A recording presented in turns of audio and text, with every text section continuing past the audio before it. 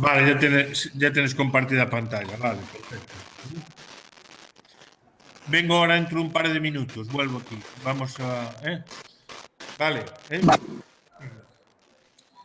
Vale, pues,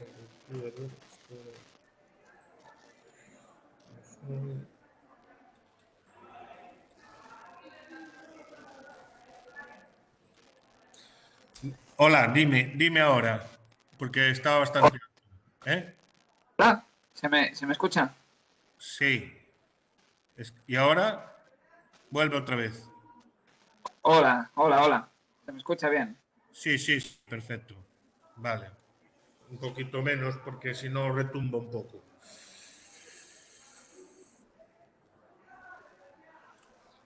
Hola otra vez, di. Hola. Vale, creo que estaba perfecto. Ahora está bien. Vuelvo dentro de un par de minutos, ¿vale? Vale.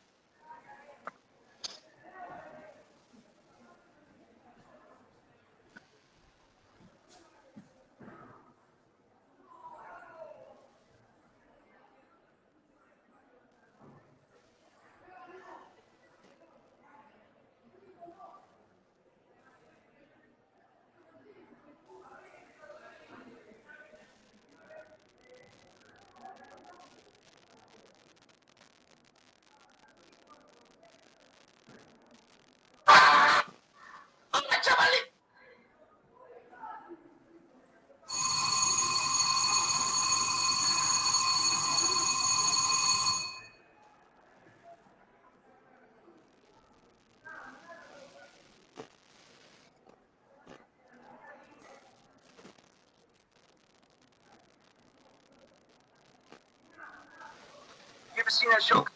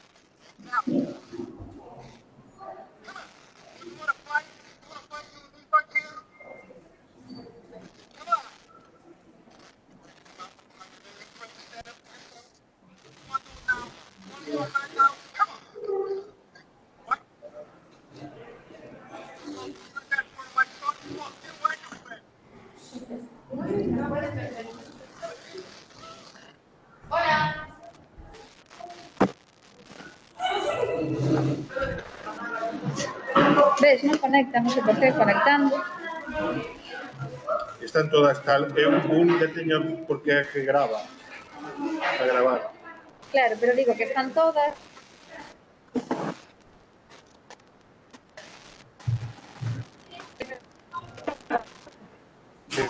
No.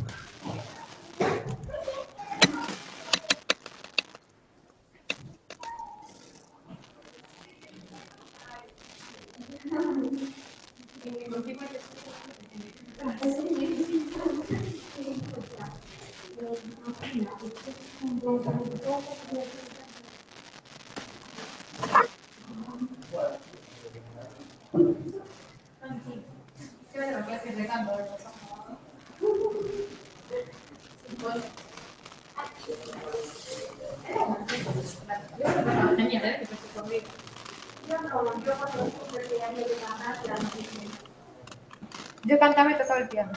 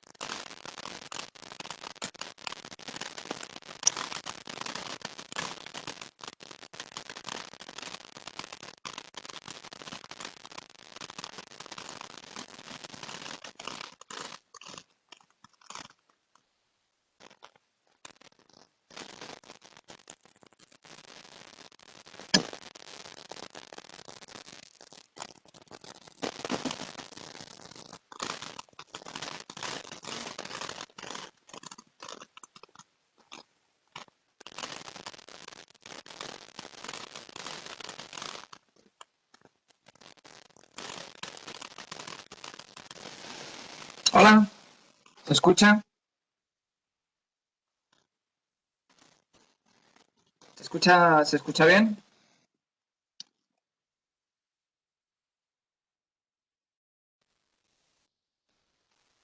Vale.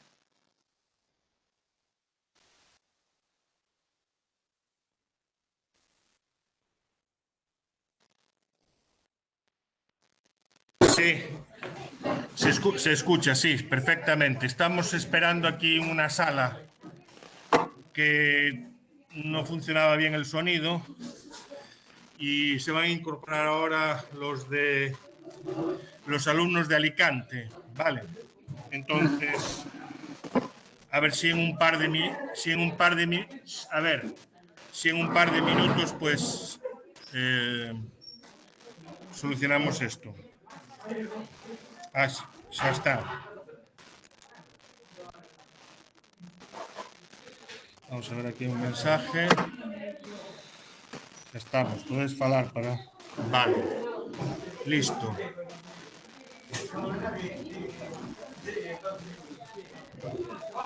Espera un momento.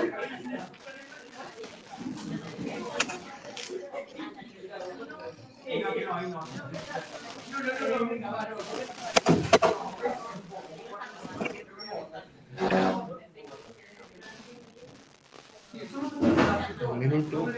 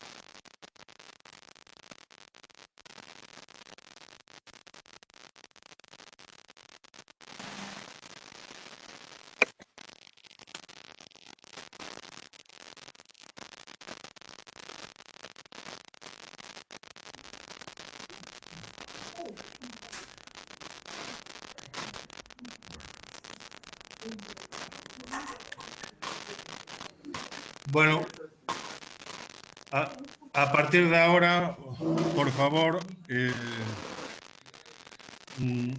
poner silencio en vuestros micrófonos, por favor, porque vamos a empezar la conferencia que va a ofrecer el profesor Carlos Tejerizo, Carlos Tejerizo de la Universidad Carlos III, y para esta actividad que es conjunta entre el IES de Ames y el IES de Melba, de Alicante.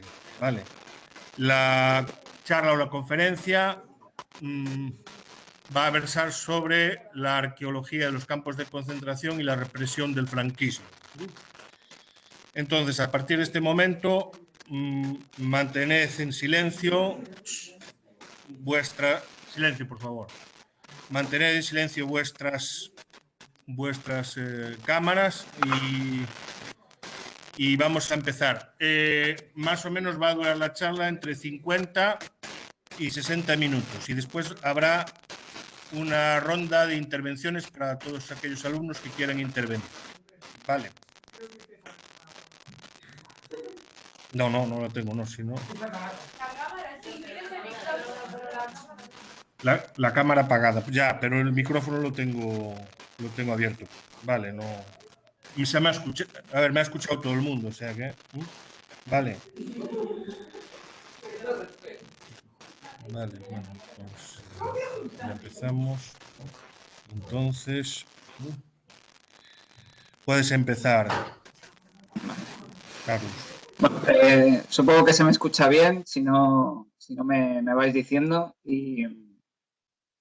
Y nada, en primer lugar, muchísimas gracias por invitarme a dar esta charla. Espero que no sea muy aburrida y que bueno, pueda llamar un poco la atención sobre algunos aspectos que no tengo muy claros si si ya lo habéis visto en clase, si no, si conocéis mucho, si no.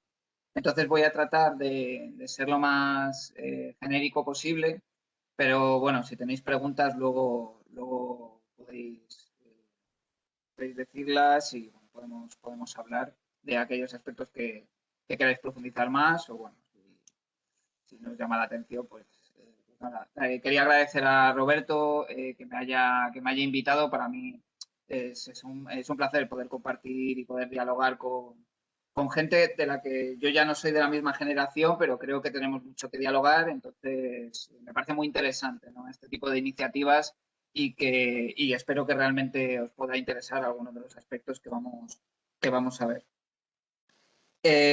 Dicho esto, lo que voy a hacer es un recorrido sobre estos tres aspectos que veis en pantalla, espero, que es la memoria histórica, como la arqueología, que a lo mejor lo asociáis más a Tadeo Jones y a Indiana Jones, pues está aportando mucho a este tema en concreto, y al patrimonio. Además que provenís, según tengo entendido, tanto de Galicia como de Alicante, de sitios en los cuales hay un patrimonio muy rico y muy interesante sobre todos estos aspectos de la guerra civil y del franquismo de los que os voy a hablar. La primera pregunta o lo primero que cabría pensar es si ese episodio que conocemos como la última guerra civil española no es la única guerra civil que tuvo España en su historia, en el sentido de que, en el sentido de la guerra civil, de luchas dentro del mismo Estado-nación, pero sí que es verdad que cuando hablamos de la guerra civil española nos referimos a este episodio en concreto que ocurre entre julio de 1936 con un golpe de Estado promovido por ciertos generales del ejército de España, entre ellos el que luego será dictador durante unos 40 años, Francisco Franco, y abril de 1939, cuando el ejército, ya convertido en ejército nacional, toma las últimas posiciones tanto en la costa mediterránea, como bien me informaba Roberto ayer, bueno, uno siempre está aprendiendo en diálogo con los demás y a mí me gustaría mucho aprender también en esta charla.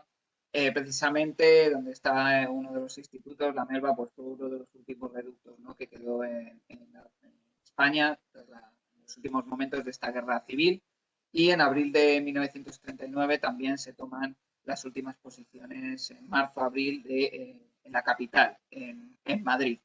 Entonces, la primera pregunta que cabría hacerse es si este episodio, del cual no sé cuánto conocimiento tendréis, pero os invito mucho a conocer este episodio, precisamente porque creo, y esta es una opinión que me gustaría preguntar y que compartir, es que este episodio tiene muchísimas huellas en la actualidad, tiene muchas consecuencias. Hay otros episodios de la historia de España, de la historia de Europa, de la historia del mundo, que, bueno, pues conocemos bien, como puede ser, yo qué sé, el reino visigodo o, bueno, la monarquía católica, los reyes católicos, que conocemos bien, pero que no tienen tantísima repercusión, aunque sí la tienen, pero no tienen tanta como esta guerra civil que ocurrió entre 1936 y 1939. Entonces, cabría preguntarse si esta guerra civil, cuando terminó, fue un punto y final o a día de hoy vivimos sus consecuencias. Entonces, bueno, la pregunta es un poco tramposa porque realmente creo que no habría duda en decir que sí, hay muchos elementos que parten de esta guerra civil que todavía son importantes para entendernos a día de hoy y que, bueno, pues están en la raíz, está en la raíz este episodio de muchos de los problemas políticos, sociales que vivimos en la actualidad. Aquí en la pantalla os pongo pues algunos de entre muchos otros que no sé si en casa o viendo las noticias o leyendo o viendo el Facebook o las redes sociales que manejéis, pues estáis al tanto. Pero bueno, son algunos de otros muchos, ¿no? Pues por ejemplo, arriba a la izquierda veis lo que luego hablaremos, que son las cosas comunes derivadas de la guerra civil, que todavía muchas de ellas están por excavar. Hay mucha gente, muchas víctimas de este episodio que todavía, digamos, esperan una reparación para poder ser enterrados como y personas con derechos. Luego también hay otros elementos de los cuales la guerra civil tienen sus consecuencias hoy, como es el tema de la memoria histórica, de la llamada Ley de Memoria Histórica, de la cual hablaré ahora en breves.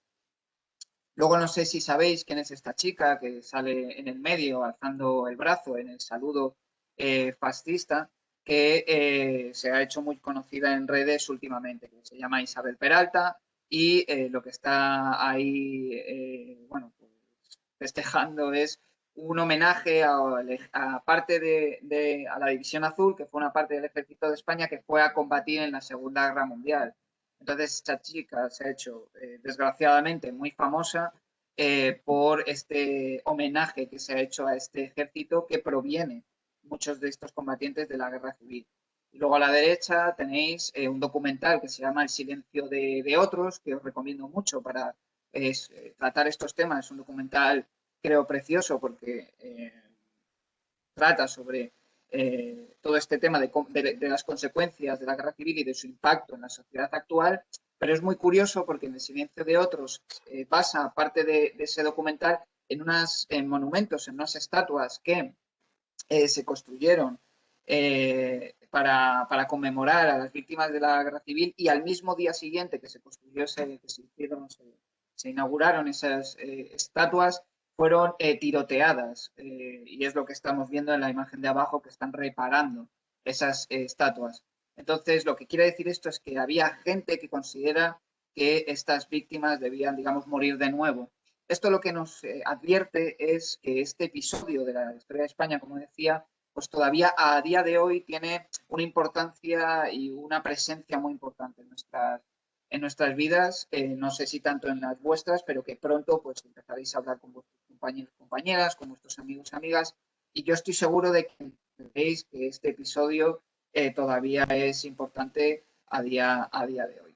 Un poco aquí os resumo algunas de las ideas principales que quiero trasladar. Como dijo Roberto, yo voy a hablar unos 45 o 50 minutos, tengo el cronómetro puesto, si me voy pasando, os voy aburriendo, me lo decís. Pero estos son un poco las ideas que quería trasladar. Por un lado, entender esta guerra civil como he dicho, como un episodio que todavía tiene incidencia hoy, hablar de la memoria histórica, de qué es la memoria histórica, de qué entendemos por memoria histórica y por qué es importante hablar de este tema. Veremos brevemente algunas digamos, pistas sobre la historia de esta memoria histórica en España, y luego iremos viendo, como dijo Roberto, diversos aspectos derivados de la guerra civil y del franquismo, de su violencia y su represión, y de cómo eso también tiene un impacto a día de hoy. Y me gustaría acabar con una pequeña reflexión sobre cómo podemos confrontar este pasado que todavía es traumático en nuestra sociedad.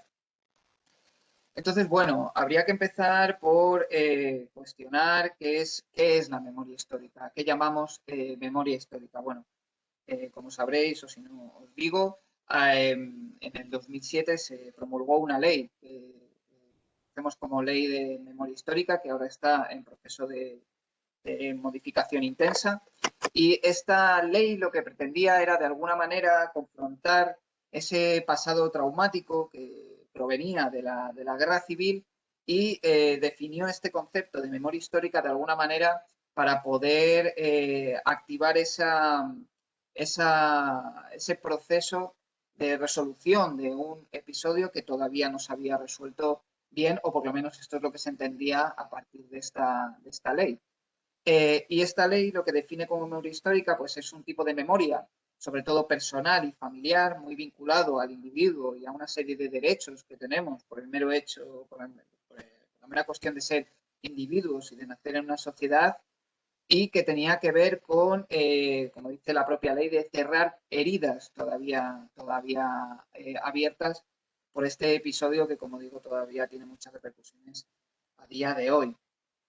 Pero bueno, para que nos entendamos y para definir de forma un poco más digamos, general y que nos sea útil entender para entender qué es la memoria histórica, pues podemos definirla como la memoria individual o la memoria colectiva y social también, de aquellos acontecimientos históricos, de aquellos hechos del pasado que todavía tienen repercusión en el presente.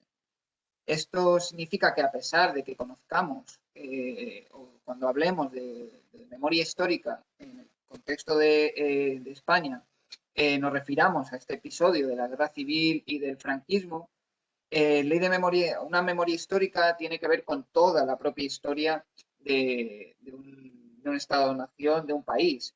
Ahí abajo a la izquierda, por ejemplo, tenéis a una triste figura de la historia mundial, que es Augusto Pinochet, dictador del país de Chile, y que, claro, si uno va a Chile, allí memoria histórica lo entienden sobre todo vinculado a lo que fue su dictadura.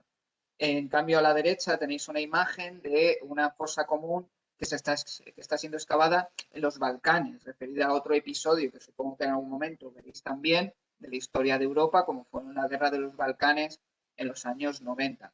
Lo que quiero decir con esto es que, aunque entendemos en nuestro hablar cotidiano, cuando escuchéis hablar de memoria histórica en la televisión o hablando con vuestros amigos y amigas, nos referimos generalmente a este episodio de la Guerra Civil, pero que no debería ser exclusivo o no se encierra solo a ese episodio. Y que en general nos podemos referir a cualquier episodio traumático del pasado que todavía tiene una incidencia en el presente. Y esta ley de memoria histórica, esto es importante, tiene que ver con una interpretación que se hace de la historia. Yo soy historiador, soy arqueólogo, y mi trabajo consiste en hacer interpretaciones sobre esta historia y trabajar sobre los documentos y sobre aquellos objetos que nos permiten estudiar el pasado para proponer una interpretación. Y es esto lo que la memoria histórica, la ley de memoria histórica pretende aportar, una interpretación sobre ese pasado traumático de tal manera que podamos superarlo y, como decía la propia ley, cerrar heridas.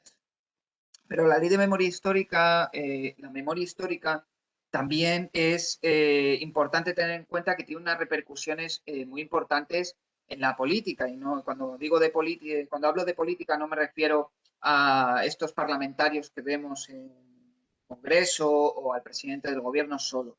La política me refiero a cualquier organización que hacemos de nuestra sociedad. Entonces, la memoria también tiene una repercusión en cómo nos organizamos socialmente. Del mismo modo que vuestra memoria familiar, por ejemplo, es muy importante a la hora de organizaros como familia, ¿no? Yo, por ejemplo, teníamos la costumbre de reunirnos en casa de mi abuela en Navidad porque teníamos la memoria construida de que era ese el espacio donde teníamos que reunirnos, ¿no? Entonces, la memoria y nuestro pasado nos repercute en cómo nos organizamos en el presente. Y para eso también es importante tener en cuenta que, como dice este señor que tenéis en pantalla, que se llama George Orwell, un escritor británico que precisamente estuvo en la Guerra Civil Española combatiendo, pues dice esto de que quien controla el presente controla el pasado y quien controla el pasado controla el futuro. Es una frase que puede sonar muy rara, pero si la pensáis bien, creo que tiene mucho sentido. La idea de que quien controla lo que pasó hace mucho tiempo en ese pasado puede controlar el discurso que hay sobre ese pasado. Y si entendemos, por ejemplo, la guerra civil de una manera, pues esa manera de entender el pasado puede repercutir en el presente, ¿no? Entonces, esto es muy importante a la hora de tener en cuenta esta cuestión de la memoria y de la memoria histórica.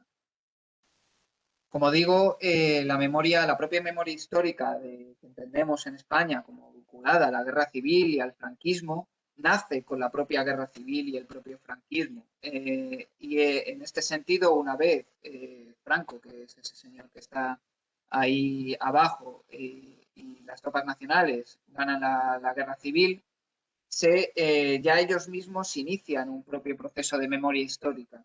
En este sentido que estoy diciendo de rememorar el pasado y, digamos, vincularlo con el presente.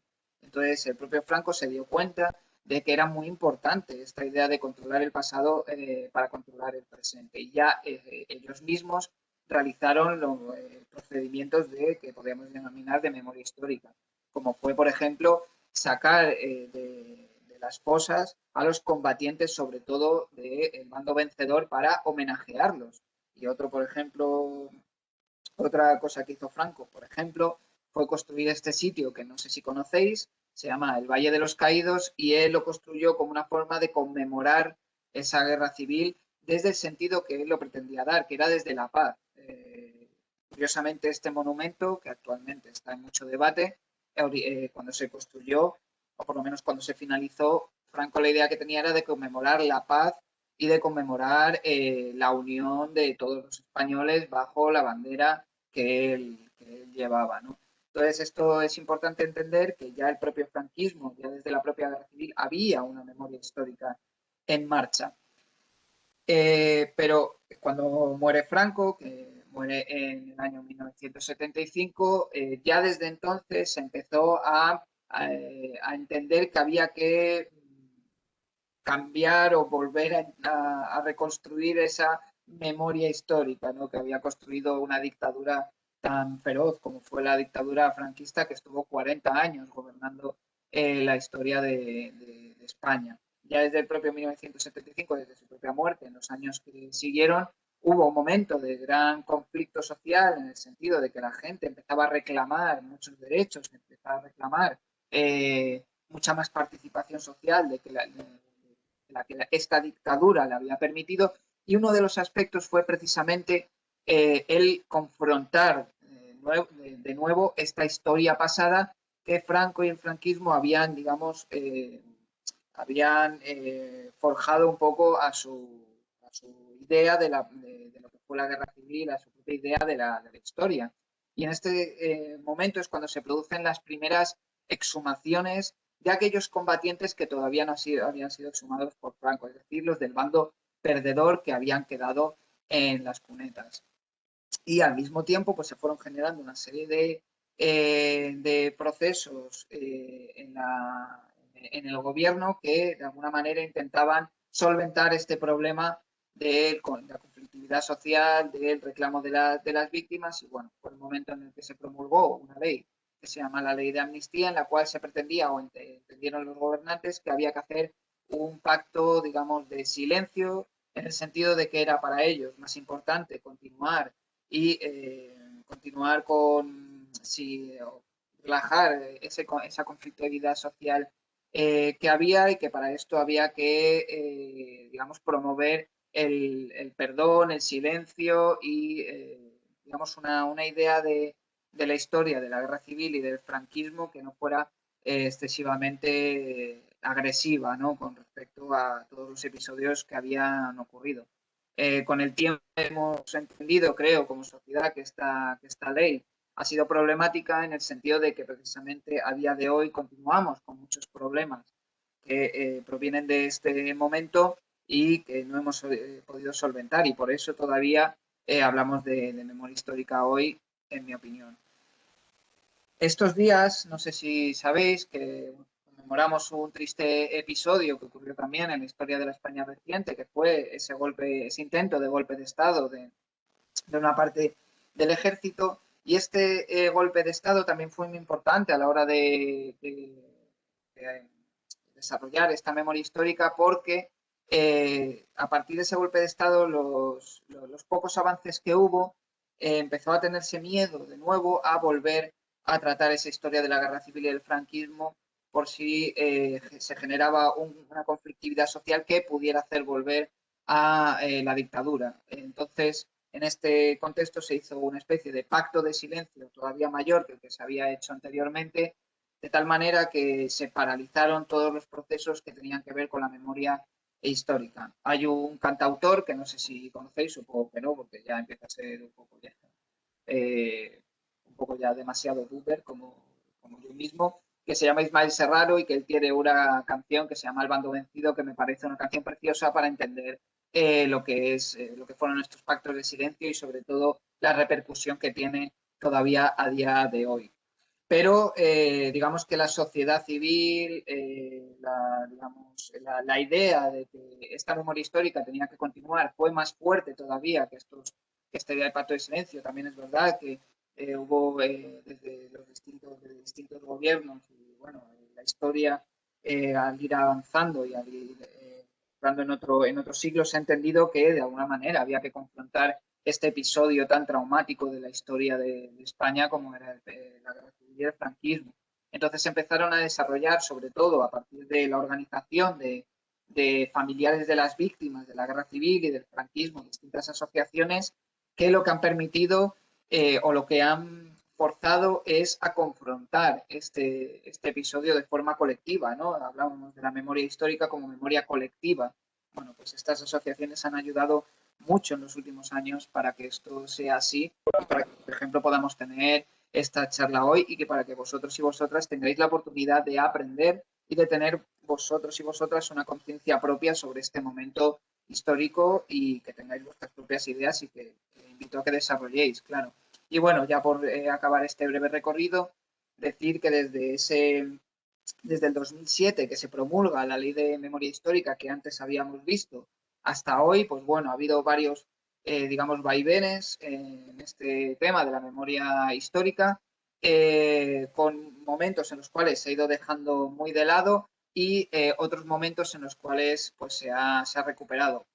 Afortunadamente, actualmente vivimos uno de estos momentos que se está recuperando la idea de que es necesario de alguna manera confrontar este pasado traumático y ahora, como digo, se está intentando reformular esa ley de memoria histórica en una nueva ley que se llama la Ley de la Memoria Democrática, que bueno, es un término polémico, que ha generado debate, pero bueno, es la propuesta que tenemos ahora en marcha y creo que por lo menos es interesante que como sociedad nos confrontemos con nuestro propio pasado, que es, bajo mi punto de vista, un derecho y una obligación. Hello. Bueno, ahora, bueno, con esto, una vez dicho todo esto y bueno, una vez definido, espero que tengáis una idea un poco más clara de lo que es Hello, my friend, please. histórica. No sé si hay un micrófono abierto. Sí. Por ahí. Me parece que son los compañeros de Alicante. Si podían pues silenciar el micrófono mientras no acaba la charla. Vale. Bueno, espero que esté oyendo bien, se esté entendiendo. Bueno, ya digo, luego pasamos a preguntas si algo no queda claro. Bueno, con esto con lo que quería decir es que la guerra civil ha sido evidentemente un episodio muy estudiado, muy analizado y del que se sabe mucho. Estos son algunos libros que evidentemente no tenéis por qué leer ahora, pero lo que quiero decir con esto es que este tipo de estudios que os recomiendo mucho porque son muy buenos libros para que leáis cuando seáis mayores o cuando queráis. Lo que quería decir es que la guerra civil es un episodio que está relativamente bien entendido, o sea, bien estudiado, pero que todavía genera mucha polémica, ¿no?, entre los distintos historiadores. Pero una de las cosas que ha permitido, digamos, afianzar este proceso de recuperación de esa memoria que se entendía no estaba bien articulada, que se había perdido, que el franquismo había querido de alguna manera desdibujar, ha sido la arqueología. La arqueología supongo que la asociaréis a personajes como Tadeo Jones, que supongo que habréis visto la película o conoceréis quién es, pero la arqueología, en tanto que encontrar y estudiar los objetos y los materiales que la gente en el pasado había utilizado, nos ha permitido entender de forma mucho más profunda algunos aspectos que habían quedado relativamente olvidados con respecto a la guerra civil hasta ahora.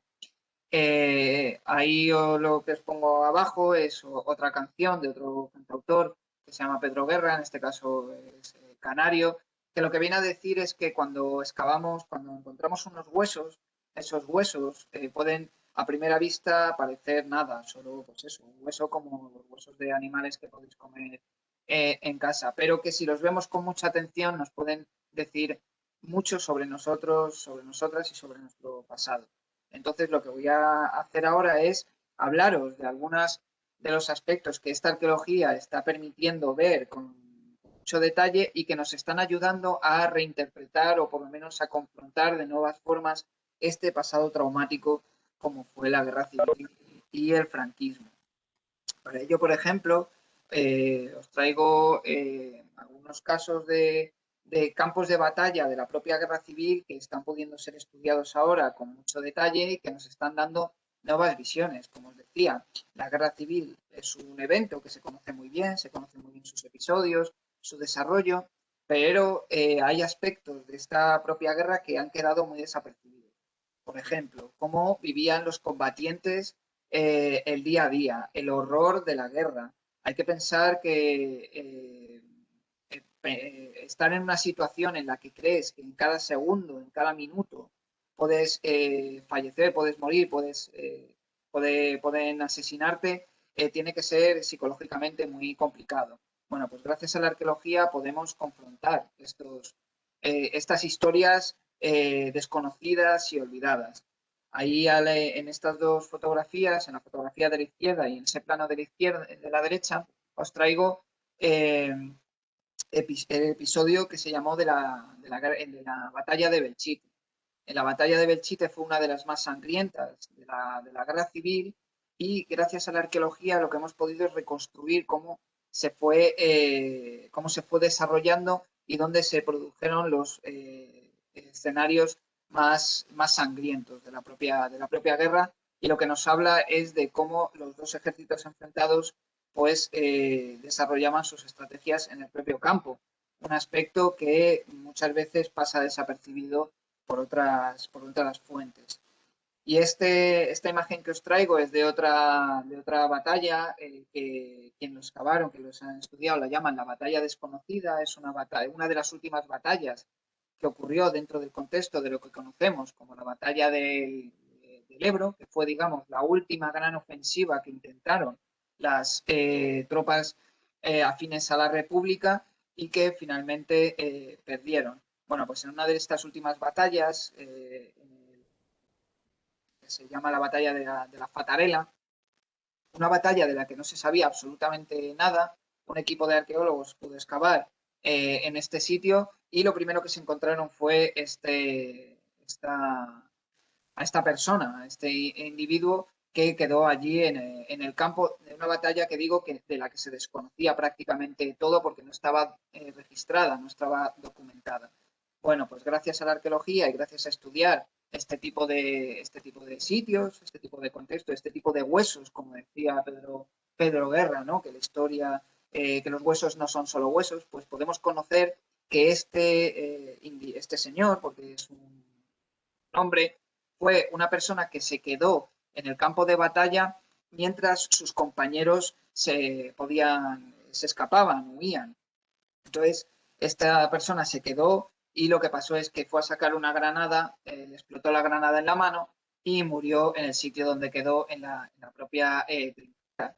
Entonces, bueno, solo mediante la arqueología podemos ver la heroicidad, ¿no?, de una persona que ante una batalla que ya han perdido, ante sus compañeros huyendo, se quedó ahí para permitir que sus compañeros pudieran salir vivos, mientras que él, por desgracia, pues quedó en esta trinchera hasta que lo excavaron. Yo sí, en el que yo, por ejemplo, he podido participar de forma directa es que es el Hospital Universitario de Madrid, donde se produjo la rendición, como dije antes, de las tropas republicanas en el marzo-abril de 1939. Y las excavaciones en este lugar lo que nos han podido desvelar es que durante toda la guerra civil este sitio quedó como el límite entre un bando y otro y que los ataques prácticamente eran diarios, pero que no se registraban, no eran... no sé si habéis visto una película que se llama La Vaquilla, que también es muy interesante de ver, y lo que habla de estas situaciones de límite de campos de batalla en los cuales los dos contendientes prácticamente están todos los días entrando en contacto, pero que no queda registrado en ningún documento. Y de alguna manera, gracias a esto, podemos saber cómo era el día a día de todos esos combatientes, de todas esas personas que estuvieron en ese conflicto que fue la guerra civil. Otro aspecto muy importante que la arqueología tiene mucho que ver a la hora de desarrollar esta memoria histórica es el tema de las exhumaciones. como digo, desde el propio fin de la guerra civil se han practicado estas exhumaciones, pero sobre todo donde se han enfocado es a exhumar a aquellas víctimas del bando nacional. Esto no significa que se sacaran todas las víctimas que hubo por parte del bando nacional, pero sí que es verdad que la mayoría de los que quedan todavía enterrados en cementerios, en cunetas, en las carreteras, etcétera, son del bando afín a la República. Y las estimaciones que se hacen es que todavía hay 114.000 personas todavía enterradas en las cunetas. Esto, bueno, a veces hay que pensar en los números de una manera un poquito humanizadas, ¿no? Estamos hablando de 114.000 personas que todavía pues no han sido enterradas dignamente. Esto hace de España el segundo país del mundo que más enterrados por víctimas de un conflicto tiene en esta situación. El primer país es Camboya. Voy a entrar en la historia de Camboya, pero es otro ejemplo de cómo se asesinó en masa a muchas personas que todavía no se sabe ni dónde están. Entonces, las exhumaciones que todavía se están practicando y ahora afortunadamente van a seguir haciéndose, es una cuestión que bajo mi punto de vista y bajo el punto de vista de mucho más expertos que yo mismo, evidentemente es una cuestión de derechos humanos, es decir, el derecho a tener un entierro digno, el derecho a superar la situación de víctima para que los familiares, los seres queridos y la memoria colectiva en sociedad pues podamos, digamos, enterrar y cerrar esa herida, como decía la ley de memoria histórica. Y de alguna manera también esto, cuando se ha podido analizar, excavar, pues nos ayuda a entender el horror de ese episodio y las partes más terribles que, bajo mi punto de vista, hay que saber confrontar. El ser humano tiene también una cara muy oscura que a partir de estos análisis pues podemos entender mejor para poder afrontar nuestro futuro de una manera también mucho mejor. Por ejemplo, ahí abajo a la derecha lo que tenéis es una exhumación de una mujer, esto sí que es una mujer, y no sé si abajo a la derecha veis un sonajero. Entonces, esta mujer, cuando fue ejecutada, cuando fue asesinada, el objeto que quiso llevarse a su más allá, no sabemos las creencias que tuvo, cómo ella quedarse más allá, fue el sonajero de su hijo o hija. Entonces, esto nos ayuda a entender mejor el horror, ¿no? Y de alguna manera también el amor que esta persona tenía por sus seres queridos, que todo esto forma parte de estos episodios y que gracias a la arqueología, gracias a estas exhumaciones, pues podemos entender mejor. Poco para que sepáis, cuando se exhuma, cuando exhumamos,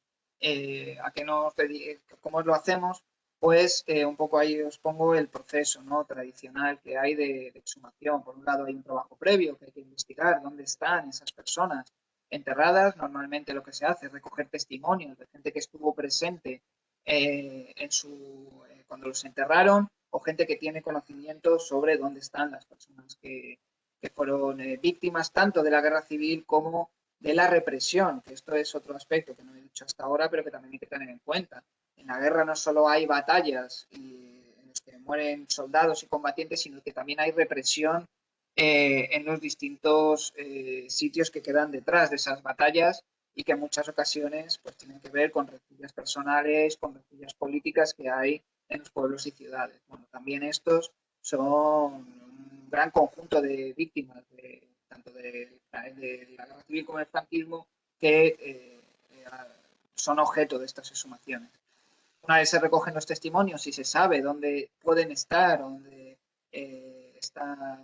se localizan estos restos, se piden los permisos administrativos correspondientes y ya se produce la exhumación, que es lo que veis ahí a la derecha. Esto es muy importante, que haya gente experta en excavar, en recoger huesos, que es una tarea complicada y que requiera gente que sepa mucho del tema. Y por esto traemos a lo que llamamos antropólogos forenses, que son los que se encargan de estas tareas. También es importante que haya presencia de psicólogos, pues muchas veces, y de psicólogas, porque muchas veces estamos excavando, sumando a familiares de gente que todavía está viva y bueno, son procesos muy traumáticos y muy difíciles que necesitan también de la presencia de gente experta en poder llevar esos procesos traumáticos. Yo mismo tuve la oportunidad de hacer algunas exhumaciones en las cuales estábamos desenterrando a nietos o sea, abuelos, a padres de gente que estaba allí y bueno, es un proceso muy complicado que requiere de gente experta que lo sepa llevar. Después de sacar esos huesos de la tierra, como decía Pedro Guerra, lo que hacemos es analizarlos, la parte más científica de saber todos los datos que nos pueden dar los huesos, que son muchos. Podemos, a través de vuestros huesos, a través de nuestros huesos, podemos saber que si somos hombre o mujer, si somos altos o bajos, qué altura teníamos, qué peso podíamos tener, si teníamos algún tipo de enfermedad eh, que afectara a estos huesos, etcétera. Y toda esa información nos ayuda sobre todo al proceso de identificación. Esto tengo que decir que, por desgracia, no es tan común porque es muy difícil identificar exactamente las personas que se están desenterrando, pero sí que ayuda mucho y muchas veces con la ayuda de otros testimonios y de otros documentos nos permite saber exactamente la persona que estamos desenterrando. Y bueno, en caso de que se pueda, se hacen análisis de ADN, pero bueno, a pesar de lo que se pueda pensar, no suelen ser excesivamente resolutivos. Y claro, como proceso que tiene que ver con reparar unas heridas, pues tiene que haber un final que es la devuelta de estos restos a sus familiares o en el caso de que no se sepa quién es, pues tener un entierro digno en función de el contexto en el que se está excavando. Bueno, yo no sé si sabéis, espero no estar yendo muy rápido, no sé si sabéis qué es esto. Esto es el campo de concentración de Auschwitz-Birkenau, que es uno de los campos de concentración más importantes, desgraciadamente, la desgracia de la historia de la humanidad, más importantes de la Alemania nazi. Los campos de concentración, por si no sabéis, pues son espacios fortificados, es decir, muy vigilados y muy militarizados, en los cuales se encierra a normalmente opositores de un régimen político concreto para que, pues trabajen de forma forzada o por lo menos tenerlos vigilados y muy, muy bien controlados, ¿no? Bueno, pues en Alemania nazi, en los años 30 y 40, fue tristemente conocida, entre otras cosas, por ser uno de los regímenes políticos que más extendieron estos campos de concentración. Y en Auschwitz-Birkenau, pues tuvo también el triste honor de ser uno de los sitios en los cuales se gestó o se desarrolló de forma más intensa lo que conocemos como el Holocausto judío. El Holocausto no solo judío, sino también de muchos grupos étnicos y grupos políticos, pero el más conocido es el Holocausto judío. Tiene que ver con el asesinato en este tipo de campos de concentración de unos 6 millones de personas de religión y cultura judía. Esto ocurrió, como digo, en la Alemania nazi y la Alemania nazi es conocida por estos campos de concentración, pero aunque parezca mentira y es verdad que es curioso lo difícil que es de hablar con ciertas personas de que en España también hubo campos de concentración y, por desgracia, muy similares a esos campos de concentración de la Alemania nazi. Hace unos años, este historiador, Carlos Hernández de Miguel, sacó este monumental libro sobre los campos de concentración de Franco, que por primera vez recogían toda la documentación o la gran mayoría de documentación que había sobre estos campos de concentración que había en España y que podéis ver ahí en un mapa abajo a la izquierda los que están oficialmente reconocidos. Cerca de unos 300 campos de concentración que se gestaron en el contexto del final de la Guerra Civil y el contexto del franquismo. Y como digo, el análisis arqueológico de estos sitios nos han llevado a entender que estos campos de concentración en España fueron muy, muy parecidos, mucho más de lo que se piensa, muy parecidos a los campos de concentración de la Alemania nazi, en el sentido de que estos campos no solo eran sitios en los cuales se encerraban a las personas vinculadas al bando perdedor de la guerra civil, sino que también se gestaron asesinatos en masa de estos presos políticos. Pero también, al contrario que los campos de concentración nazi, en los campos de concentración español se gestó otro proceso, que era el de reeducación, es decir, el régimen franquista entendía que esos perdedores de la guerra civil tenían unas ideas equivocadas opuestas al régimen y que había que reeducarlos para integrarlos dentro del propio régimen. Pero en el fondo lo que se trataba en estos campos de concentración era de deshumanizar a ese otro, a ese enemigo que ya no merece la pena ni siquiera que viva, ¿no? En un momento, el proceso es que si otra persona deja de ser humana, se convierte en un animal, entonces se puede sacrificar al mismo nivel que un animal. Y esto ocurría en los campos de concentración nazis, pero también ocurría en los campos de concentración de España.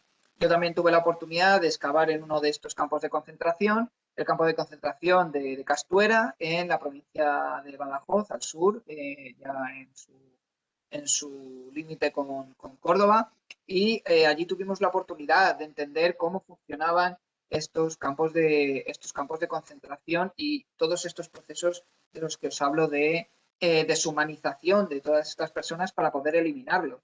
En el campo de concentración de Castuera, que estuvo un año en pie, que lo que hizo fue recoger a todos los soldados del ejército republicano que quedaron en Extremadura cuando fue conquistada por las tropas nacionales y gracias a testimonios orales y gracias también a la arqueología sabemos que allí se ejecutaba de forma sistemática a los presos y de formas además especialmente crueles. Por ejemplo, este edificio, en la foto de arriba a la izquierda veis un edificio al fondo, eso es una antigua mina de plata en las cuales lo que hacía era tirar a gente atada, por ejemplo, en grupos de 10, se les tiraba y claro, el primero y segundo pues fallecían cuando caían al suelo, pero los otros se mantenían con vida a lo mejor 4, 5, 6 días. Y esto quedó muy en la memoria de las poblaciones de alrededor en el sentido de que oían los gritos de todas estas personas. Sé que es una historia muy morbosa, muy macabra, pero da a entender la gravedad y la escala del horror que se pudo vivir en sitios como el campo de concentración de Castuera.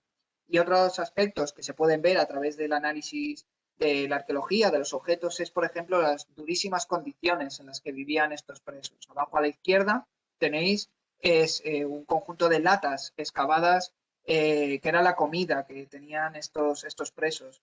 Y bueno, analizando todas estas latas, lo que se sabe es que tenía unas condiciones muy, muy precarias de vida y que muchos de ellos fallecían en este proceso de estar en el campo de concentración. Y para que no todo sea tan macabro y para que todo no sea tan malo, pues tenéis también hilos de esperanza y también de una forma ver que el espíritu humano siempre se sobrepone incluso a condiciones tan extremas como los campos de concentración. Abajo en el centro lo que estáis viendo es las entradas que construían los propios presos para entrar en sus barracones, en los sitios donde dormían. Y digamos que de alguna manera esta era la forma de reivindicarse a sí mismos. Cuando podían construir esa entrada y lo hacían de formas tan, digamos, vistosas y bonitas como lo que veis en la foto, lo que nos está ayudando a entender es cómo incluso en estos momentos de tanta represión, los grupos humanos pueden organizarse para hacer cosas de este tipo. Lo que no elimina, por supuesto, el horror que se vivía y las durísimas condiciones que se vivían en el campo de concentración como el de Castuera. Y ya que tenemos a gente de Alicante, pues este es el campo de concentración de Albatera, que supongo que por allí tendréis noticia y que actualmente está siendo objeto de investigaciones arqueológicas que lo que están dando a entender de nuevo es ese horror, esas condiciones tan precarias en las cuales vivían los presos en estos campos de concentración, concretamente el de Albatera, es conocido por ser uno de los más sangrientos y represivos de todo este sistema de campos de concentración del franquismo. Pero también decir que este campo de concentración de Albatera recoge a todos esos presos que estaban antes en otro campo de concentración, que tenéis una foto ahí abajo a la izquierda, que yo hace muchísimo tiempo que no estoy en Alicante, no reconozco vagamente esos paisajes, pero ese es el primer campo de concentración que hubo, el campo conocido como de los Avellanos. Es muy posible que tengáis más información, porque yo, como digo, hace mucho tiempo que no voy a Alicante, pero sí que es verdad que ambos campos de concentración, sobre todo el de Albatera, son conocidos por ser especialmente represivos, ¿no? Dentro de esa represión que tuvo el franquismo. Y bueno, como también tenemos a mucha gente de la miña querida Galiza, poner también un mapa de los campos de concentración que están reconocidos de forma oficial y recogidos en ese libro que hubo en Galicia. Y como veis, pues están repartidos por toda la zona occidental y noroccidental de Galicia. Ahí tenéis recogidos los nombres, por si supongo que estando allí cerca de Santiago, pues estáis en contacto con algunos de ellos, o por vuestros pueblos, vuestros padres, o por lo que sea, por conocidos que vivan en estos sitios, pues si tenéis interés podéis informaros más de estos campos de concentración. Y bueno, como veis, los campos de concentración en Galicia, al contrario que lo que ocurría en Castuera o en Albatera, que fueron construidos, digamos, como de nuevo desde los cimientos, digamos, para recoger a todos estos presos del ejército republicano, de la guerra civil y también represaliados de las distintas zonas donde se instalaban. En Galicia se caracteriza por recuperar viejos edificios para apresar y tener concentrados, digamos, campos de concentración a los distintos presos. Entonces tenemos desde fábricas que se reocupan hasta edificios históricos, y bueno, una diversidad de sitios que supongo que conoceréis y que os invito a que preguntéis a vuestros profesores y profesoras para informaros más sobre estos sitios que digo, de mucho horror, pero que al mismo tiempo nos permiten entender las partes oscuras de nuestra propia historia que, como digo, tienen repercusión en el presente. Otro aspecto también muy poco conocido o menos conocido de la represión franquista son los llamados destacamentos penales. El régimen franquista no solo represalió, digamos, de forma directa mediante los asesinatos y lo que hablábamos de las exhumaciones de gente que estaba en las cunetas y no solo mediante los campos de concentración, sino que en un momento dado entendió que era mucho beneficioso para el nuevo régimen que estaba emergiendo, que se estaba construyendo, el utilizar a todos estos presos como mano de obra esclava.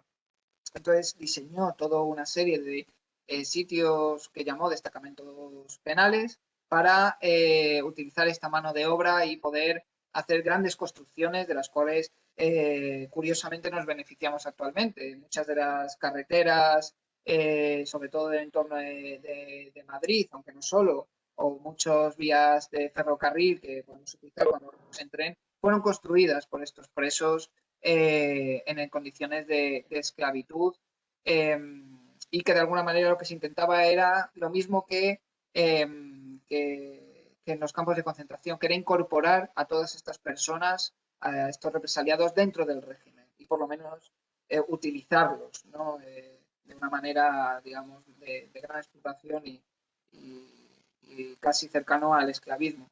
Este es un ejemplo de destacamento penal que fue excavado en la localidad de Costa Viejo, en Madrid, y lo que se pudo excavar allí son los restos de las viviendas de los familiares de los presos. Y esto es muy interesante porque nos ayuda a entender cómo funciona la represión y cómo funcionó la represión franquista.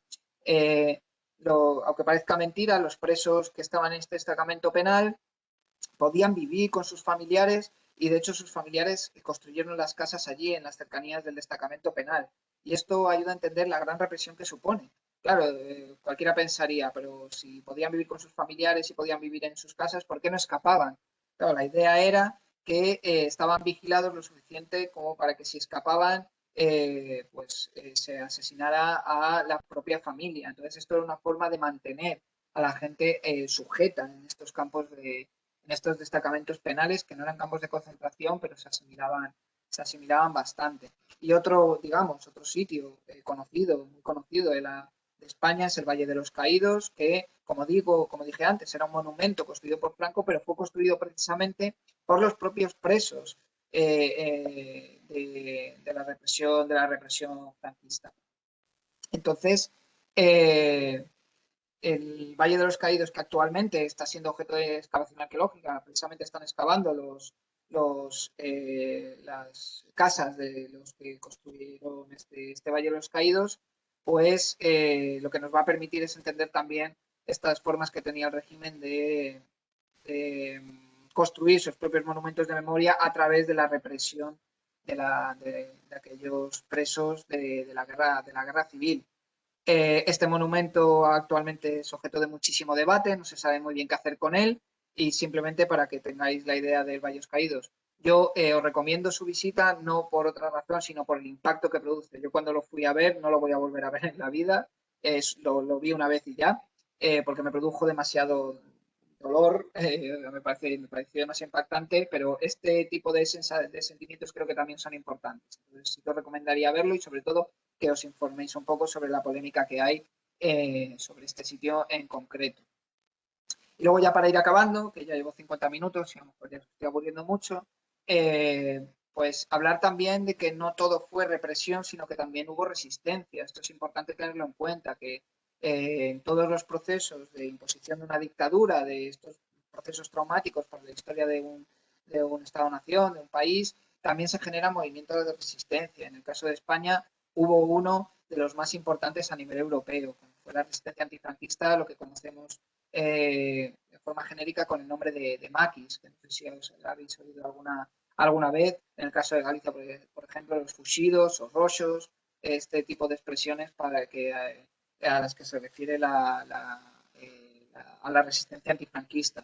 Entonces, bueno, la arqueología, y yo en este caso sí que bueno, pues puedo hablar un poco más en primera mano, que estamos desarrollando un estudio de la resistencia antifranquista en Galicia, pues lo que nos permite es entender también lo difícil que fue vivir en un contexto de represión tan fuerte como fueron los primeros años del franquismo después de la guerra civil y la importancia que tuvo esta resistencia a la hora de contrarrestar el poder estatal del propio franquismo. Entonces, bueno, llevamos excavando unos sitios, unos campamentos en los Montes de Casallo, en la zona de Peña Tervinca, allí en Galicia, en la zona en el noroeste de Galicia, en Ourense, y lo que nos ha permitido es entender de forma muy detallada cómo se organizaban todos estos guerrilleros y guerrilleras, porque hubo participación muy activa de la mujer en estas guerrillas, y lo que nos ha permitido es conocer su vida cotidiana, ¿no? También hay que pensar que la resistencia, estamos hablando de gente que estuvo 5, 6, 7 años en los montes viviendo y que vivían en unas condiciones relativamente duras. Eh, entonces, bueno, nos está ayudando a entender cómo sobrevivieron tantísimo tiempo y cómo resistieron de forma tan efectiva al franquismo a pesar de que finalmente fueron derrotados. Y quiero acabar con una reivindicación de nuevo, decíamos al principio, casi con una mirada al pasado, de que la memoria histórica es importante para entender nuestro pasado, pero también es importante para entender nuestro presente y nuestro futuro. En este sentido, quería reivindicar la importancia de la memoria oral, es decir, todas las historias de aquella gente que de alguna manera u otra vivieron estos episodios que ya evidentemente nos va quedando cada vez, por desgracia, menos personas que tengan recuerdos directos sobre estos episodios, pero que es importantísimo recuperarlos y registrarlos precisamente por esta idea de que decía George Orwell, de que es importantísimo conocer el pasado para poder controlar nuestro propio futuro, ¿no? Entonces, en este sentido, yo he tenido el privilegio de poder hablar con muchísimas personas ya que tienen que ver con la represión y con todo esto que os he ido contando y reivindicar que esta memoria se está perdiendo y se está perdiendo unos pasos agigantados y que es urgentísimo el poder por lo menos tenerla en cuenta y poder conservarla, porque esa memoria va a ser fundamental para entender el futuro y la estamos perdiendo. Entonces, bueno, ahí os tengo como unas declaraciones, en este caso pues, en gallego, de María Langullo, que no lo voy a traducir, pero la idea que dice es que las contradicciones, ¿no?, de la gente al enfrentarse a su propio pasado. Evidentemente son historias muy traumáticas que a la gente le cuesta mucho transmitir, pero que al fin y al cabo, como dice Mario del Angullo, que uno dice no sé por qué se resiste a olvidar. Entonces, en esta resistencia al olvido es donde quiero sujetarme, ¿no?, para que no olvidemos y para que confrontemos en nuestro futuro. Y al mismo tiempo también es muy importante lo que llamamos patrimonializar, es decir, poner en valor todos estos todas estas memorias, todos estos recuerdos, todo este pasado traumático que a pesar de ser traumático es nuestro pasado y entonces es fundamental el conservarlo y el aprender sobre él, ¿no? Entonces, bueno, pues que sepáis que hay muchos sitios que están puestos en valor, es decir, que se pueden ir a visitar, que se pueden ir a estudiar y bueno, a aprender un poco sobre ellos y que actualmente pues se están haciendo mucha labor de poner en valor estos sitios. Entonces os invito a profundizar en ellos y a ir a visitar algunos de estos. Y bueno, ya que estamos en un ambiente de educación y de aprendizaje, que espero que esta charla lo que os haya es invitado sobre todo a conocer más sobre estos episodios que no sé hasta qué punto se trabajan en clase. Mi pareja es profesora de instituto precisamente y bueno, comentándole que iba a dar esta charla me dijo que efectivamente no había salvo pues eso, situaciones concretas en las cuales profesores y profesoras tienen interés en transmitir este tipo de historias, este momento, este proceso de la historia de España, pues no hay demasiado contenido, ¿no? Entonces os invitaría a profundizar en esto, ya sea preguntándole a vuestros profesores y profesoras, ya sea leyendo los libros, bueno, pues con estas unidades didácticas que son básicas, pero que dan mucha información, o ya yendo a visitar estos sitios de los que os he comentado. Y ya para terminar, pues nada, quería dejar algunas preguntas, porque yo también me interesa mucho saber vuestra opinión y bueno, pues, algunas propuestas están, ¿no? Si sabéis algo de la guerra civil o del franquismo, dónde lo aprendisteis, si os parece que estos episodios tienen consecuencias hoy en día y por qué, es decir, si vosotros habéis tenido que confrontar hablando con la gente o habéis visto las noticias, si sabíais lo que era un campo de concentración, por ejemplo, es un aspecto que cuesta a veces mucho y gente adulta que no se cree que haya campos de concentración en España, que eso es una cosa de los nazis, que aquí no hubo ese tipo de represión. ¿O qué haríais con respecto a las víctimas, ¿no? Que todavía quedan esos 114.000 personas que se calcula que todavía están enterradas en las cunetas, como decimos, o en lugares que no les corresponden? Y si pensáis que es importante aprender sobre estos temas. Espero no haberme extendido más de lo necesario, espero no haber ido muy rápido y nada, cualquier pregunta, cualquier cosa, encantado de poder charlar un ratillo ahora si hay tiempo. Nada, de nuevo, muchas gracias por invitarme a estar aquí. Bueno, muchas gracias, Carlos. Creo que ha sido una charla.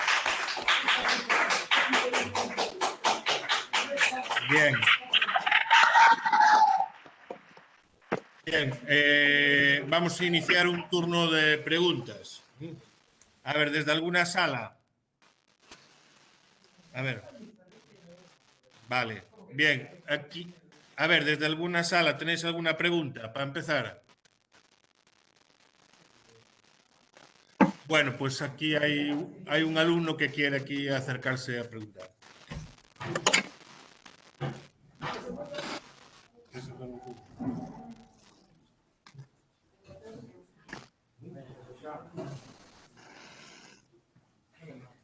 Hola, buenos días. Yo tenía una pregunta relativa pues, a eso que comentabas de la memoria histórica, porque estuvimos viendo en Valores un informe de la ONU que denunciaba pues, la falta de investigación y de condena de los crímenes cometidos en el franquismo y, como habías comentado, existen leyes como la de amnistía en 1977 o la ley de enjuiciamiento criminal que no permiten investigar esos crímenes de guerra y de lesa humanidad, pese a que, según la ONU, pues no prescriben. Y mi pregunta era sobre si crees que algún día se llegará pues, a ejercer una condena firme de ese periodo histórico tan trágico como se hizo en países como Alemania, Chile, Argentina, etcétera, y si el gobierno, porque ahora mismo es las asociaciones las que desempeñan la labor de investigación, si el gobierno algún día llegará a asumir pues esa tarea. Vale, muchísimas gracias, joder. La verdad es que qué pregunta más interesante. Muchas gracias. ¿Cómo te llamas? Juan. Hola, Juan. Muchísimas gracias por la pregunta. La verdad es que muy interesante y así da gusto dar charlas con preguntas tan buenas. A ver, aquí hay dos aspectos diferentes, creo. Una es lo que yo creo que va a pasar en el futuro y otra, efectivamente, lo que está ocurriendo. Tienes toda la razón en que es muy paradójica la situación en la cual existen leyes internacionales y organismos internacionales que han puesto el dedo, han señalado, en este caso, a los distintos gobiernos de España, al país de España, por no afrontar de una forma tan contundente como sí que se han hecho en otros países, no solo en Alemania, sino en los países latinoamericanos como Argentina, como Chile, sobre ese pasado traumático y sobre estos flagrantes, porque algunos son flagrantes, delitos que se llaman de lesa humanidad. Y no solo es curioso, sino paradójico, sino hipócrita y contradictorio, bajo mi punto de vista, porque los distintos gobiernos de España han condenado regímenes que evidentemente fueron, no estamos aquí comparando lo mal con lo peor, pero que, bueno, ¿por qué mirar tanto hacia afuera si ya desde en tu propia casa no estás resolviendo tus problemas, ¿no? Entonces, bueno, no mirar, como se dice, la paja en el ojo ajeno y no la viga en tu propia casa. Entonces eso por un lado. Por otro, y en este sentido os recomendaría, no sé si lo habéis visto, Juan, tú, la gente que está viendo, es el documental El silencio de otros, que precisamente trata sobre este tema. Entonces os lo recomiendo mucho porque además es una visión preciosa y bueno, una producción muy, muy bella y a mí la verdad es que me llama mucha atención. El otro aspecto de tu pregunta es si yo considero que eso se va a resolver en el futuro. Mi respuesta es que yo estoy convencido de que sí.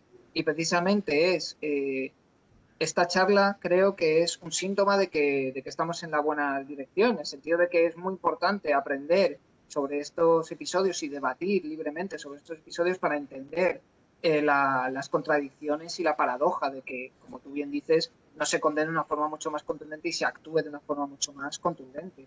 Y de hecho, el poder estudiar, analizar los campos de concentración, hacer exhumaciones, lo que hace de alguna manera es visibilizar ese horror de forma más directa. Entonces yo estoy convencido de que hay que seguir presionando, hay que seguir haciendo esta labor y del mismo modo que las asociaciones de memoria histórica en los años 2000 permitieron volver a poner este tema encima de la mesa, nuestra labor es continuarla para poder llegar a ese punto al que tú estabas señalando, que es la condena y, digamos, una forma de entender esa memoria histórica mucho más acorde con los derechos internacionales. No sé si te he contestado la pregunta o me he ido un poco por las ramas. Juan, espero que la haya más o menos. Vale, que muchísimas gracias por la pregunta. Vamos ahora en primero de bachillerato C tienen unas preguntas.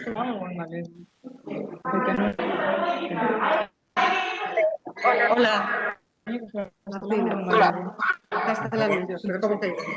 Primero, a ver, perdón. Primero está primero de bachillerato C, después cuarto C también tiene primera palabra. A ver, por favor,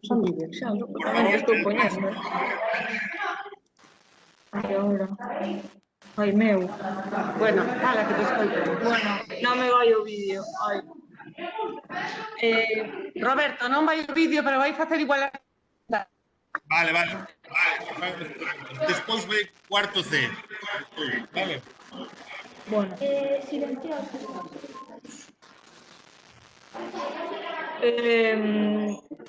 Hola. Hola. Bueno, son unha persoa que ten bastante descoñecemento sobre este tema, entón surxironme un par de dúbidas en base, pois, a temas bastantes básicos da Guerra Civil. A primeira é se hai coñecemento de todas as batallas que aconteceron na guerra, se non é así, cantas non se coñecen aproximadamente e por que non hai constancia destas?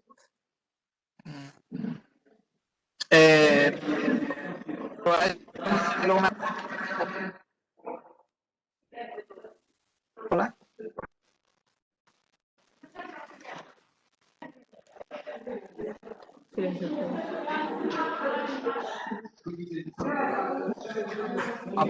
¿Puedo hacer esta pregunta si queréis? Miro y después... Os micrófonos, porque si no... A ver. Agora, Carlos, responde. Vale, sí, entón, bueno, falo un poquinho en galego, que tamén está ben se facer esa pregunta en galego. A ver, é moi difícil de responder esta pregunta. A verdade é que realmente batallas totalmente descoñecidas non es que houbera moitas, porque, como digo, a Guerra Civil está moi ben documentada en todo o seu proceso, pero sí que é verdade que en base á propaganda xa sexa de un bando ou do outro, hai certos episodios que están como máis como mellor que coñecidos, pero isto non quere dicir que dentro destes episodios e dentro de outros moitos houbera pequenos episodios de guerra, porque a guerra é continua, está 3 anos de combates dan para moito, hai moitas pequenas confrontacións, distintas pequenas batallas que non están tan ben coñecidas. Por exemplo, eu, como dixen, tive a oportunidade de analizar, de estudar, de escavar arqueolóxicamente a confrontación que houbo na batalla de Madrid durante 3 anos, e o que podemos ver ali é que prácticamente a diario había confrontacións das que non temos memoria escrita ni memoria oral, pero sí que hai unha memoria arqueolóxica e material dos bombardeos e de todo isto. Entón, a resposta máis directa sería que, baixo a miña opinión e o meu coñecemento, non hai batallas descoñecidas, o que hai son batallas pouco coñecidas e que a arqueoloxía pode ou permitiría estudar e analizar dun xeito moito máis profundo, pero diría que non hai ninguna batalla que non se saiba que tivo lugar. Entre outras cousas, porque hai que non esquecer que a Guerra Civil tamén a coñecemos máis por os relatos, digamos, grandes relatos dos generales e dos altos mandos dos exércitos, pero que tamén teñen un impacto moi forte nas poboacións, non? En este sentido, recomiendo un libro que se chama, ahora iba a recomendarlo, Viaje a región, creo, de vuelta a región, agora estou un pouco atascado, que fala precisamente de como a memoria local de Juan Benet, isto sí que me acordo, que fala de como a memoria local da Guerra Civil foi moi importante. Entón, esa memoria é a que pervive hoxe e permítenos coñecer ben estes pequenos episodios da Guerra Civil, dos que non temos. Gracias. Ten dúas preguntiñas máis, Martina. Volverás a regir. Gracias. A segunda sería, como se decide facer un estudo arqueolóxico ou cales son os indicios para facer un? É unha pregunta moi ampla, a verdade. No caso da Guerra Civil, os indicios máis importantes que temos son os campos de batalla, é dicir, todos os restos das explosións, das granadas, e de todo o que queda esparcido polo chan, non? Que podemos recoller, entón podemos facer historias sobre iso. E con respecto ás exhumacións, normalmente todo parte dunha información oral ou de incluso un rexistro escrito que queda na documentación, non? De esta persoa foi executada e enterrada neste sitio, entón aí temos o indicio. No caso que estou a estudiar eu da guerrilla antifranquista, o que nos queda son os chozos, é dicir, as casas onde vivían os guerrilleiros e guerrilleiras durante este período. Entón, a resposta sería que temos moitísimos indicios, pero tamén é verdade que temos que saber velos. Entón, bueno, para iso estamos os arqueólogos, as arqueólogas, e se queredes, pois os invito moito a estudar arqueoloxía e poder axudar neste respecto. Moi ben, gracias. E por último, Moitísimas grazas. Bueno, a última cuestión que tiña, xa deixo paso aos demais compañeiros, que se fixo cos campos de concentración unha vez rematada a dictadura? Pois tamén, que boas preguntas, a pregunta é moi complexa porque cada campo tivo a súa propia historia e habería que seguila en particular. Ainda que a idea, digamos, a forma, o xeito xeral que tiveron estes campos de concentración de acabar tras a dictadura e durante a dictadura foi esquecerlos, porque realmente despois de acabar a súa, digamos, vida útil, evidentemente ao réxime franquista non interesaba, non ter estes sitios todavía aínda en pé e poder visitalos, etc. Entón, a maioría deles acabaron pois sendo industrias modernas, como pasa en campo de concentración de Miranda de Ebro, por exemplo, ou son, como o caso de moitos edificios que foron utilizados como campo de concentración en Galiza, pois son distintos edificios históricos que simplemente retomaron a súa propia historia, ou el de Albatera que foi totalmente desmantelado, non? Entón, en xeral, son sitios moi esquecidos e moi escuros, porque precisamente o réxime franquista o que quería era esquecer esa parte que evidentemente non quedaba tan ben no plano internacional, en a súa política, a súa propaganda. Pero sí que é verdade que habería que verlos caso a caso e por isto recomendo encarecidamente o libro de Carlos sobre os campos de concentración que xa fixen en referencia para facer toda a historia concreta. En xeral, pois, quedaron esquecidos e olvidados e agora, eso que significa que agora moitos deles, a non ser que sexan estudiados, hai moita xente que incluso pode negar a existencia dos campos de concentración en España. Entón, por iso é importante recuperar e recobrar toda esta memoria coas ferramentas que temos dende o patrimonio e dende a inclusión. Pois, moitísimas grazas. Foi, polo menos, foi unha charla completamente interesante e gustaríame agradecelo de parte de toda a clase de primeiro de bacharelato de Historia Contemporánea.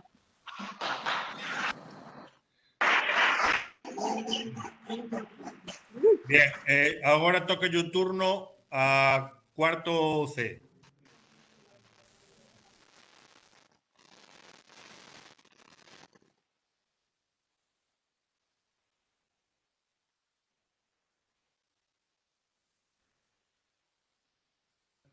Cuarto C, por favor. Tiña unha pregunta aquí.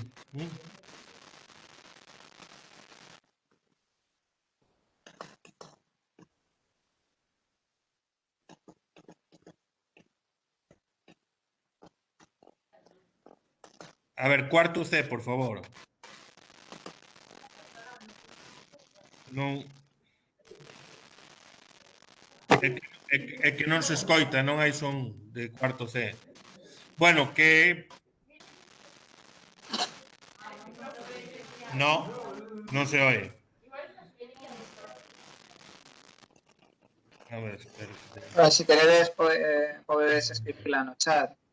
Podo lerla. Sí, poñede no chat.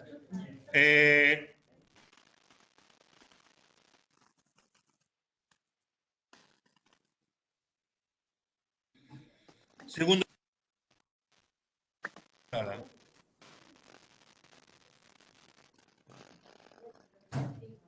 Sí, sí.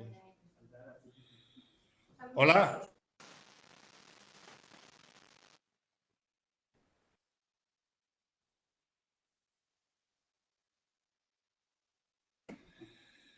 Hola. Hola.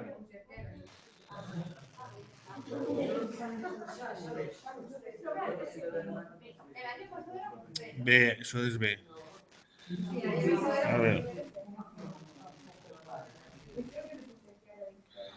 A ver. Respondo á pregunta de cuarto C, non? Vale, entón, responde, sí. Parece que hai problemas co son. Vale. Esta é unha pregunta moi interesante, porque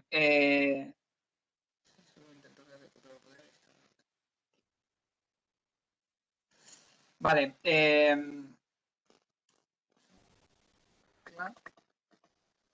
vale, precisamente o que estamos a estudar na resistencia antifranquista de Galiza é que, ao contrario do que fixo crer o réxime franquista de que os fuxidos, os roxos, será a resistencia antifranquista, foron persoas individuais desorganizadas, así, todo o contrario, a resistencia antifranquista, concretamente en Galiza, atellada ao redor da Federación de Guerrillas de León Galiza, foi tivo un desenvolvemento moi grande e realmente pensamos nós que foi un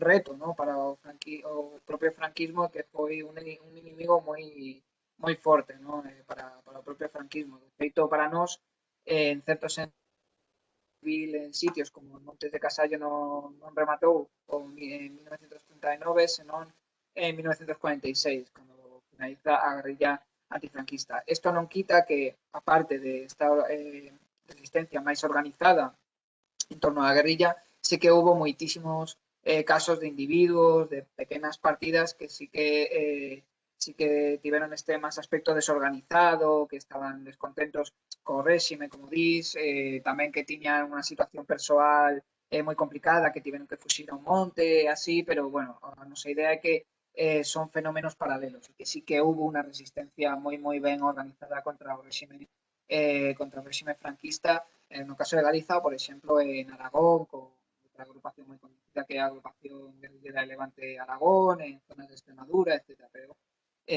sí que hubo estos dos casos. Sí que hubo un intento real de recuperar o poder non diría instalar outro réxime, senón que en este caso de la guerrilla antifranquista o que querían era voltar a república. Isto que sabemos a partir dos escritos e do que sabemos dos propios guerrilleiros. Nós tivemos a oportunidade de entrevistar a moita xente e de recuperar algunhas entrevistas de guerrilleiros da Federación. Eles tiñan moi claro que a súa loita era unha loita antifranquista, antifascista, e que o que querían era restaurar a democracia da Segunda República. Isto era un pensamento moi claro que tiñan os guerrilleiros e as guerrilleiras, neste caso en Galiza, pero que era compartido por todas o movimento guerrillero, ¿no?, en España. Non sei se respondín ben a preguntas, se hai máis dúbidas, podemos falar así, que ten que ser o chat. Espero haber respondido.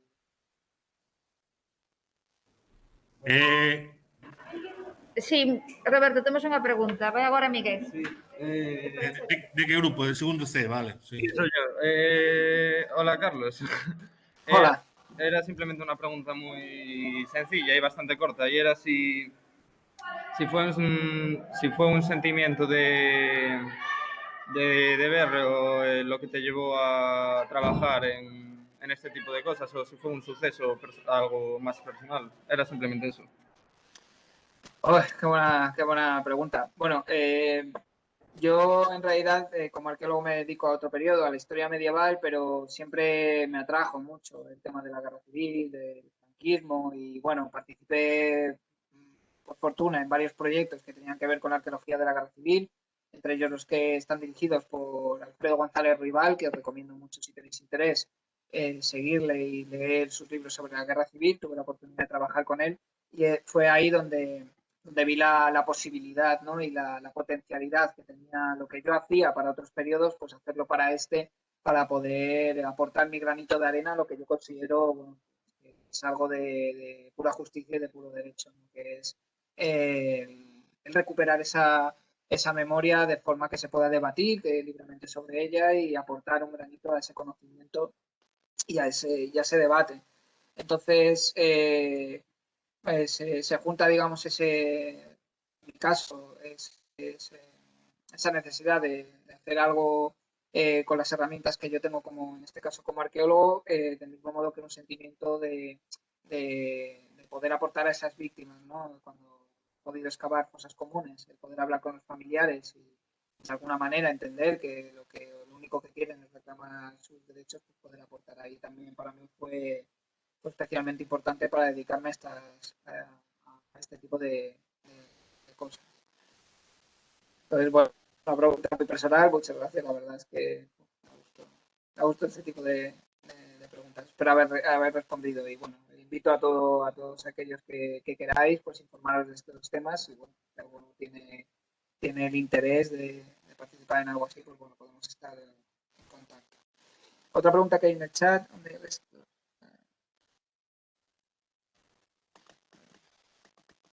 Aquí preguntas muy...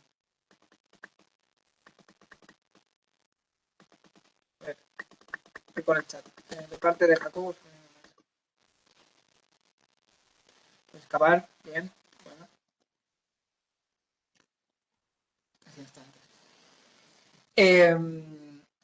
Vale, a primeira pregunta, co tema dos permisos, sí que é verdade que é unha cuestión complicada, porque evidentemente é moi ben pensado que, claro, os sitios que estamos a excavar, sobre todo onde hai restos de víctimas para exhumar, son normalmente propiedades actuais de outras persoas. Entón, claro, nos temos que recoller o permiso de excavación e moitas veces é problemático, porque hai xente que non quere ter nada que ver con este tipo de cousas, entón rexeita de poder excavar nestes sitios porque a súa propiedade e a legislación, neste caso, tanto de la Lei Xeral de España como as leis autonómicas, pois exixen este permiso. Se o propietario do terreno non o dá, non se pode facer nada. Pero, bueno, é unha cuestión tamén de falar, bueno, dialogar coa persona concreta. Nos, agora estamos a facer unha exhumación en León, en Bavia, tamén hai un pequeno problema co tema do permiso porque o sitio onde están os restos é un sitio que está a ser cultivado, entón temos que esperar a que remate o ano agrario, digamos, a recollida de para poder exhumar, e claro, temos que tamén acompasar eses ritmos. Con respecto ao tema de coñecer os sitios onde excavar, onde tiveron lugar as batallas, temos moitas formas de poder chegarnos a onde están estas batallas, non? A primeira é a propia documentación, porque sí que é verdade que, sobre todo nas batallas máis coñecidas, é unha documentación cartográfica, unha documentación histórica moi precisa, onde tiveran lugar as confrontacións. Pero, por outro xeito, temos a posibilidade, sempre con permiso e sempre con cabeza e sempre que haxa unha persoa experta detrás, el utilizar os detectores de metais para poder achegarnos aos sitios de confrontación, porque, claro, a maioría das cousas que atopamos nun campo de batalla, evidentemente, son balas, son restos de metralla, é dicir, obxectos de metal que poden ser atopados con detector de metais. Entón, o que facemos é utilizar o detector de metais para atopar os sitios onde hai maior concentración de material, isto registramos todo para poder investigarlo despois, e onde atopamos os restos, a maior concentración de metais, a maior concentración de balas ou de metralla, pois aí podemos excavar. E ademais hai outra cousa nos casos de campo de concentración que na Guerra Civil, a Guerra Civil española hai que entendela como a primeira guerra moderna, unha das primeiras guerras modernas, nun conxunto de guerras que xa tiñan lugar dende finais do século XIX, que é de trincheiras, non? Entón, temos foi unha guerra con moitas trincheiras, e as trincheiras son relativamente doadas de atopar. De feito, o que se excava normalmente nos campos de batalla son as trincheiras onde estaban os soldados resguardados, non? Entón, iso é moito máis fácil de de excavar, e queda moitísimo material. Por exemplo, o Charlie, a persoa esta que puse a foto da batalla esta do Ebro, que tirou a granada, que morrera ali, bueno, chamaronlo Charlie, por darlle un nome. Bueno, pues esta persoa estaba nunha destas trincheiras. Entón, normalmente atopar os sitios de campos de batalla é relativamente doado. E outra pregunta? Vamos a ver, se non hai máis preguntas, aquí hai en esta... Hai outra en el chat. Pero, bueno, si queréis primero esa, luego esta, como me digáis. Bueno, pois, a ver, do chat, contesta do chat, pero aquí hai dúas preguntas máis. Vale.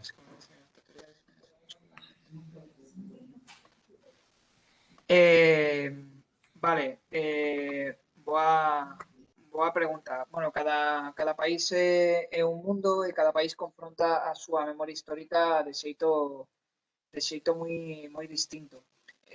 Bueno, mellor é un pouco publicitar o que non debería publicitar, pero hai un ano publicamos un libro sobre arqueoloxía da dictadura neste caso en América Latina e en Europa.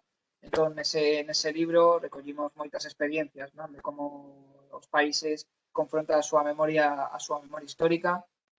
Sí que é verdade, como dis, que bueno, que cada uno fai de xeito moi distinto. Por exemplo, en ese libro falamos de como está o tema de Rusia con respecto aos gulags, ¿no? de época stalinista. Bueno, é tamén un pouco paradóxico e contradictorio, que por un lado o goberno ruso non permite ou non facilita os estudos, pero por outro lado sí que ten unha consciencia e ten museos con respecto aos gulags. En concreto de Venezuela, non sei... O tema de Venezuela tamén é complicado porque non sei a que memoria histórica pode ser referir, se non é en todo caso, actual, pero non sei se esa memoria histórica que te refieres en concreto de Venezuela. E de China, con respecto ao seu pasado, coñezo máis ben pouco, pero que sei que en China, que teño moitos compañeros traballando por ali, o que teñen un servicio de arqueoloxía moi potente. Ainda ben, o que non sei é como confronta en termos de arqueoloxía o pasado recente, que é o que supoño que estás a falar da memoria histórica. Entón, estes casos en concreto, salvo Rusia, non coñezo moi ben. O que se pode dicir de xeito xeral é que a memoria histórica traumática do pasado recente dos países foi sempre un tema moi polémico. Entón, estou a falar, por exemplo, de Chile e de Argentina, sobre todo, que foron, digamos, vanguardas, ¿no? neste sentido da memoria histórica. Uruguai tamén, que ata que non houve un consenso xeral da sociedade, o Perú tamén, país que confrontou a súa memoria histórica de xeito que ten que haber un mínimo consenso social, e o que temos que aprender destes países é que ese consenso social conseguirse grazas a toda a movilización social que houve previo, ¿no? A nosa tamén labor dende a sociedade civil de reclamar esta memoria histórica, que sea traumática ou non sea traumática, é moi importante de tela presente e de analizar. Espero haber contestado a pregunta. Vale. Hai outra... Rápidamente, tes aquí un par de preguntas. Sí. Rápidamente. Sobre o de excavar onde se enterraron os que foron exhumados, houve algún familiar que se opuso? Se refire a familiar de represaliados, se refire. Sí. Hola, te chamas, verdad? Icía. Lucía. Icía. Vale, gracias pola pregunta. Sí, hai moitos casos en os que os familiares non queren remover esa historia persoal, e sí que tivemos casos, eu coñezo moitos casos nos que os familiares son os primeiros que non queren. Para este tema é moi importante ter o consenso da familia, evidentemente. O que para min é unha tristeza, porque creo que as historias familiares, sexan boas ou sexan malas, teñen que estar presentes. Sí que é verdade que hai moita xente que teñen moitos problemas para confrontarlo. Entón, sí, a resposta é que sí que hai moitos familiares que impideran e rexeitaran excavar os seus familiares. Gracias por la pregunta. Bien, tens outra pregunta aquí de outra... Vale. Hola, quería preguntar por qué crees que el tema de la guerra civil sigue siendo un tema tan tabú en España, y por qué hay como tanto miedo, o por qué no dejan que hablemos tanto de ello, y por qué tampoco se da en la escuela tanto como debería. Sí, es una pregunta muy compleja, muy difícil, y yo creo que si puedes responder así brevemente. Sí, en mi opinión, la respuesta es porque todavía lo que representa la guerra civil, lo que representa el franquismo es tan peligroso para las instituciones actuales que cuesta o se impide analizar y ver el pasado, porque mi respuesta sería que analizar ese pasado tendría una repercusión en el presente, y eso es lo que se quiere evitar. Intentar hacerlo rápido, a lo mejor un poco de sobra. Porque ya casi es la hora. Una última pregunta aquí de un alumno y ya cerramos, ¿vale? Hola, de novo. Hola de novo. Non sabía que falabas galego. Bueno, así que esta última pregunta vou facela en galego. Era sobre que hoxe en día está moi patente pois, o debate da liberdade de expresión. Desde algunhas formacións e algúns grupos sociais se denuncia que existe como unha dobre vara de medir para o que son pois os delitos de injurias a coroa ou enaltecemento do terrorista fronte aos delitos de odio promovidos pois polo fascismo ou organizacións falanxistas, etc., como o exemplo que poñías de Isabel Peralta, que se especula que non vai ter ninguna repercusión.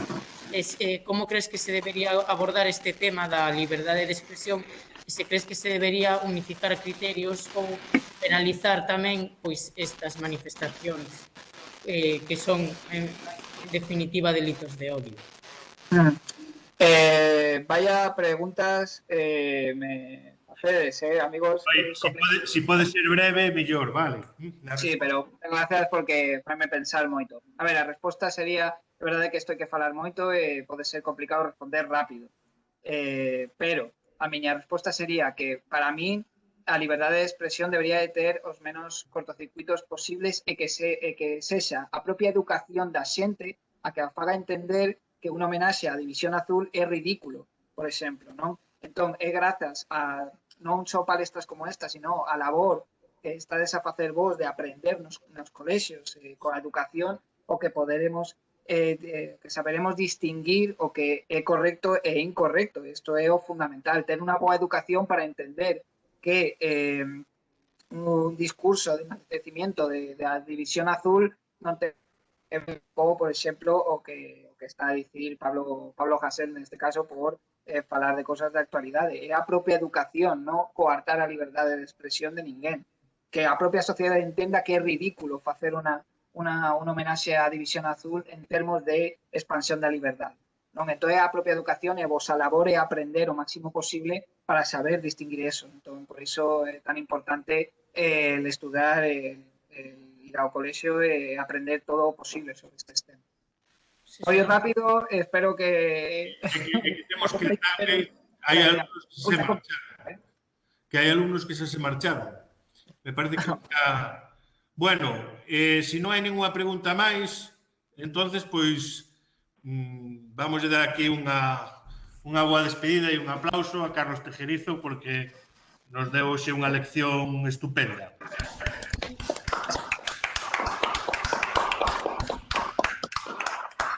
Bueno, pues con esto finalizamos a conexión y bueno, hasta unha próxima xuntanza que posiblemente pois sexa nun prazo relativamente breve. Vale, gracias, Carlos, por todo.